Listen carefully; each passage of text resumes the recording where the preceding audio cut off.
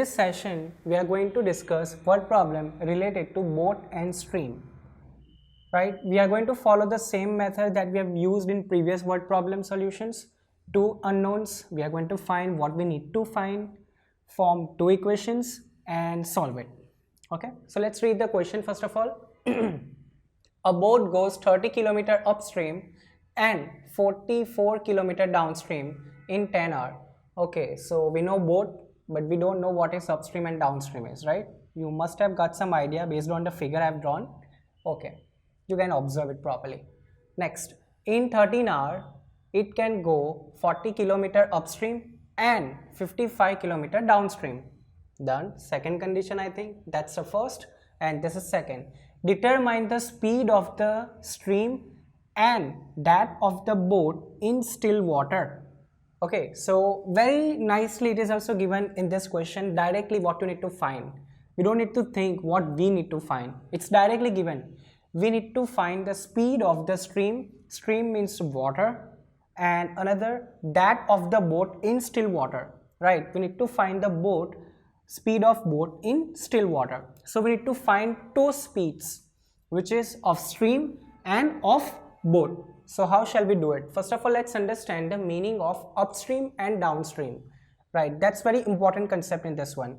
And formula we are going to use in this session is formula of speed. Speed is equal to distance over time, and we are going to make subject as a time. Okay, let's later part about it.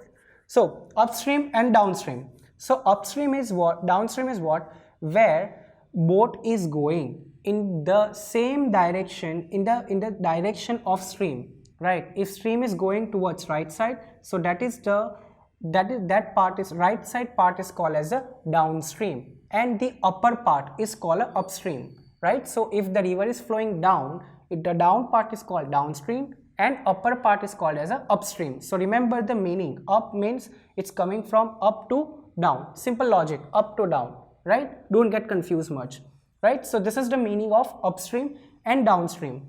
Now see the first question. A boat goes 30 km upstream and 44 km downstream in 10 hours. So this boat goes upstream in this direction 30 km, and the same boat goes 44 km downstream, and it takes how much time? 10 hours to complete that journey, okay, of upstream and downstream together. Second condition, it takes 13 hours for 40 km upstream and 55 km downstream to complete that journey. So we have two different cases. Now how to formulate the equation, right? Think about it. How can we form the equations? I give you a hint that we are going to use the formula of speed, distance over time. So how can we use it? First of all, if you can see over here, we have distance 30 km, 44 km, and we have time as well, right? So first of all, let's find the time. If you see, this time is combined of journey of upstream and journey of downstream. So I'm going to find time taken for the upstream and time taken for the downstream. For that I need speed, right? And that is the same quantity which is being asked in the question. We need to find the speed. So I'm guessing the speed of stream as y km/h and speed of boat as x km/h, right? So this is my assumption for this question. X km/h is speed of boat and y km/h is a speed of stream. Done. Now let's form the equation for the first case. So how shall we approach? First of all, we want to get the total time. Total time is how much for the first journey? 10 hours, right? So 30 km upstream and how much downstream? 44 km downstream.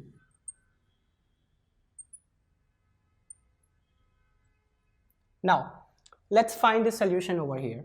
So, and remember the speed, right? Now very good concept we need to know over here. Very nice concept that is being logically ask in this question, which is not apparent in the question, but we need to keep that in mind. So let's imagine our boat is going in a downstream manner, right? Means in a manner in the direction of stream, right? I'm imagining that my boat is going downstream. So the speed of the boat is x km/h and the speed of the stream is y km/h. But if they are moving in a same direction, stream will support boat. Remember, this is very important concept. Boat is going in the same direction of stream. So stream will support boat. So what will be the total speed? The speed of the boat is x, and remember, speed of the stream is what? Y.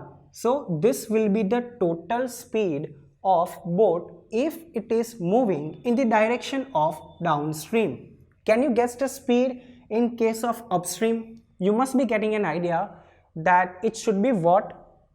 Right, speed of boat minus speed of stream. Why? Because stream will oppose the boat.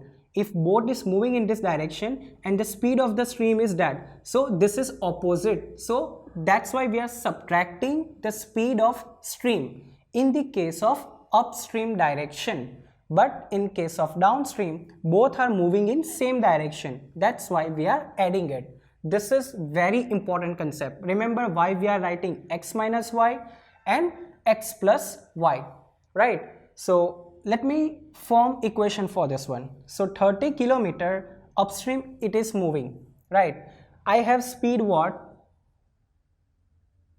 Upstream x minus y, and downstream speed is x plus y.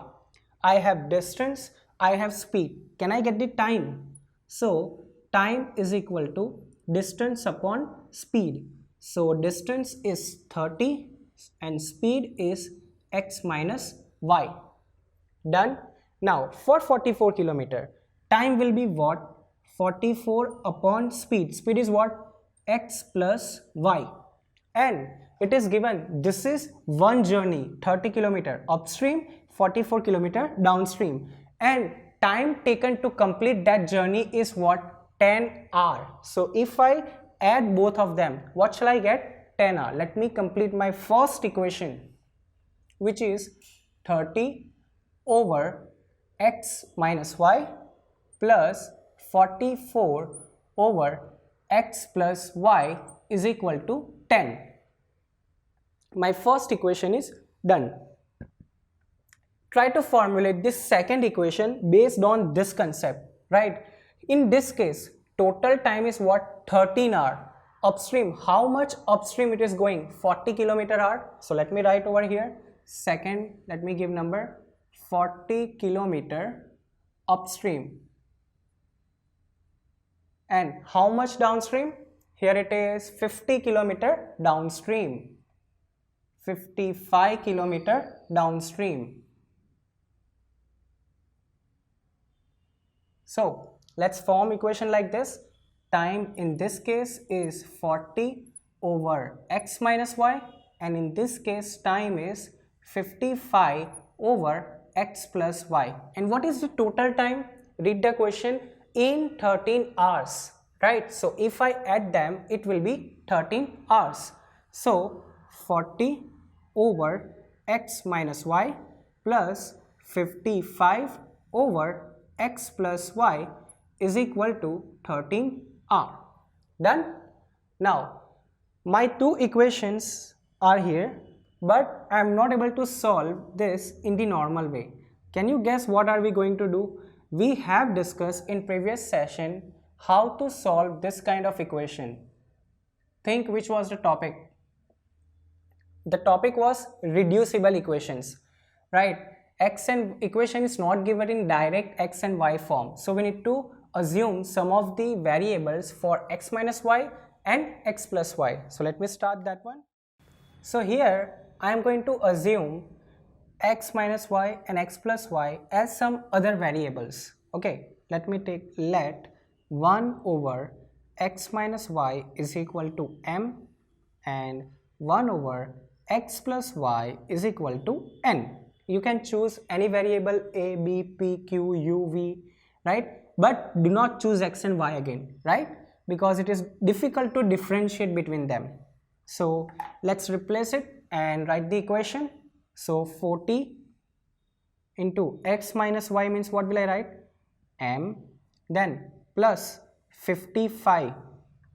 What's in denominator? X plus y. So n is equal to 13. Next, 30 over x minus y. So 30 as it is. X minus y means what?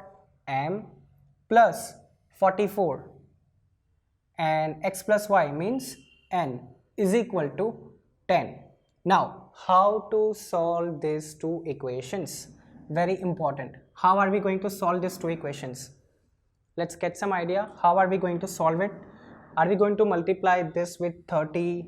Are we going to multiply this with 3, this with 4, then substitute, then eliminate it? Or we can use elimination method, or we can use cross multiplication method, right? We can choose any of the method in this one. You are free to choose graphical method also, we can choose it, but you need graph paper for it. Okay, so let me just use the what method? Guess what? Elimination. I'm going to multiply this whole with 3 and this whole term with the help of 4. I'm going to eliminate this first m, right? So if I write the equation, this 3 into 40, that will give you 120 m plus 3 into 55. 3 5s are 5, 1 carry over, 3 5s are 15 plus 1, 6. So 165 n is equal to 13 3s are what? 39, right?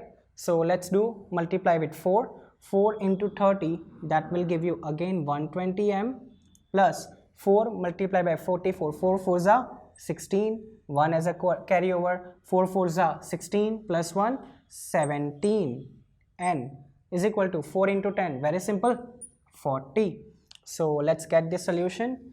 Now think of the coefficients. Coefficients are equal where? M. So are the signs same?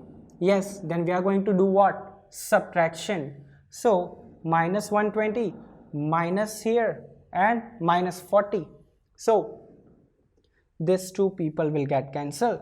So what's left over here? 6 minus 5, 1, 7 minus 6, 1, and here over 39 and minus 40. What shall I get? So if we subtract 165 and 176, we'll get minus 11, and here 39 minus 40, that is minus 1. So I can write n is equal to 1 over 11. Minus and minus, that will be positive. So value of n is 1 over 11, right? So this is my value of n. I need to get the value of m. So how shall I get? What? Substitute in any of the equation. Let's do it. So let me substitute into first one. So 40m plus 55n is equal to 1313. So 40m as it is, because I want to find it. 55, what is the value of n? 1 over 11 is equal to 13. So you can see this can get cancelled. 55 is a multiple of 11. 11 ones are and 5s are. So 40m plus 5 is equal to 13. Let me shift this 5 over here. It will become negative. And if I write the answer directly, that will be 13 minus 5. What will be the answer? That's a 8. So let's get the value of m, which is 8 over 40. So if you do cancellation, that will be 1 over 5. So my solution for m is 1 over 5. Is it our final answer? Think about it. It's not. The sum is not over yet. Okay, we have got the value of m and n, but we want to find the value of x and y. See the equation, see our starting point. What is our assumption? X and y we want to know, not m and n. So we need to substitute the value of m and n into this equation. So first is 1 over x minus y is equal to m. So m, which is 1 over 5, and another is 1 over x plus y is equal to n, means what? 1 over 11. There is a little space. Now, you know reducible equations, when we don't get this, when we get situations like this, we are going to take reciprocal. Denominator will call up. So that will be x minus y is equal to 5, and the second equation x plus y is equal to 11. So these are my two equations. If I solve it, I'll get the answer. You must be thinking that these equations are very intuitive, right? X minus y, x plus y, you are going to get the answer easily. Let's use elimination method. And which variable you will eliminate? It's very easy to see, minus y and plus y, right? So let me write this below it. X plus y is equal to 11. Let's do addition. Okay, so minus y and plus y get cancelled. Here 2x and 11 and 5, that will be 16. So value of x 16 over 2, which is 8. So x is equal to 8 is my answer. So my solution for x is 8. Now I'm going to substitute the value of x into this equation. So x is equal to 8. 8 plus y is equal to 11. So y is equal to, I will be shifting over this side, so negative 11 minus 8. Y is equal to 3. So this is my final solution. Now let's go for interpretation. Think about interpretation. Y is equal to 3. What is the value of what we assumed as y? That is speed of stream, y kilometer per hour. So speed of stream is 3 kilometer per hour, and x is equal to 8. Speed of boat, that is 8 kilometer per hour, right? Now let's think about if you get the reverse answer. This is really good concept and very logical one, right? Verify that is your answer is correct or not. Suppose if you get speed of boat as 3 kilometer per hour and speed of stream as 8 kilometer per hour, is it possible that even we can do this sum? Think about it, because this is the main idea behind whenever this kind of questions are asked related to speed and distance. It's not possible, because if your stream is moving faster than the boat cannot go in reverse manner, right? So the case of upstream is not at all possible. Boat cannot travel 30 kilometer upstream in that case, right? So let's recall this step one more time, last time. So first of all, we assume that what is the speed of boat and speed of stream. Afterwards, we applied the concept of speed, right, to calculate the time. We used a formula of speed. Speed is equal to distance over time, and if we want to find the time, that will be distance over speed. So this is how we formed the two equations, but it was not in a normal form. So we used the concept of reducible equations, and we assumed as m and n. Afterwards, we solve the equations for m and n, substitute the values in our assumptions, and get the value of x and y. So this is how we solve word problems related to boat and stream.